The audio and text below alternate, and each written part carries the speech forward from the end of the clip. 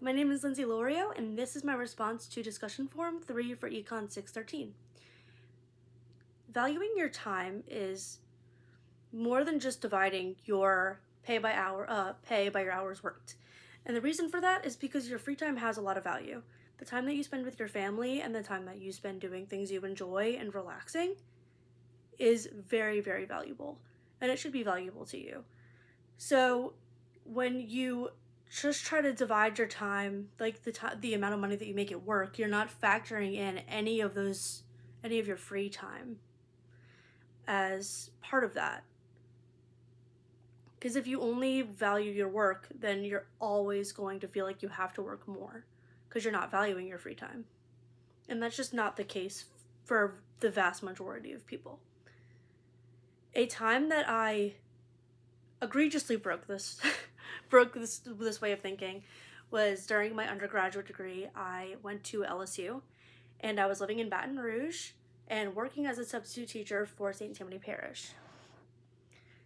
And I was commuting from Baton Rouge to St. Tammany Parish and back 3 times a week, which is about 8 hours a week.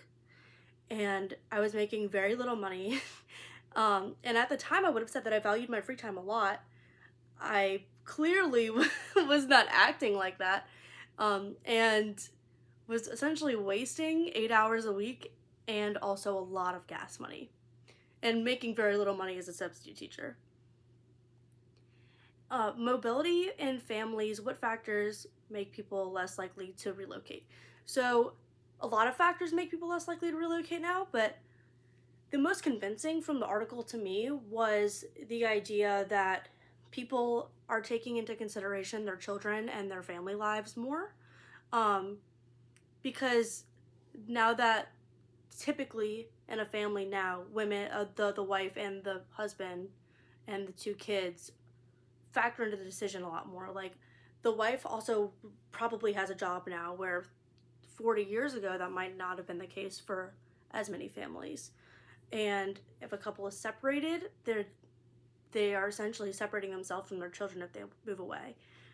And that's a very convincing argument to me for this phenomenon that we're experiencing of less people relocating for work. It's people are valuing their families more, and people can't because their spouses need to work as well. And it's hard to find another job far away, even if your spouse has a job that they found far away. And the opportunity cost of moving, real estate prices and job markets, typically in places where there's very, very high paying jobs, the housing prices in that area are also very, very high. So when weighing the decision of whether to relocate for a job, you are weighing the, making more money and living in a better area, and with the opportunity cost of keeping your kids in the same school, keeping your spouse in the same job, keeping your spouse making the same money that they're making, the cost of not having to pay all the costs of relocating, and that's a very, very high opportunity cost when you factor in your kids staying in the same school and your spouse and the hassle of moving, which I think is also playing into the reason why people aren't relocating as often. And my time with the calculator came out to be approximately $16.25, is how I value my free time. And my current situation is that I can work remotely pretty much whenever I want to. I'm expected to show face at the office at least once or twice a week, but that's not necessarily like a written rule. So it takes me about 2 hours to get to and from my job when I go into the office. And I go about 3 times a week because I like going into the office. I like being with my coworkers, and sometimes I have an easier time working there because they're all there to ask questions.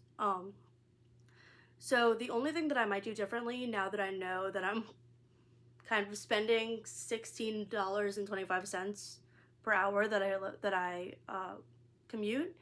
Maybe I'll work from home a little bit more often, and maybe I will maybe work a little bit less. But honestly, I don't see myself doing that just in the financial situation that I'm in. So thank you for listening.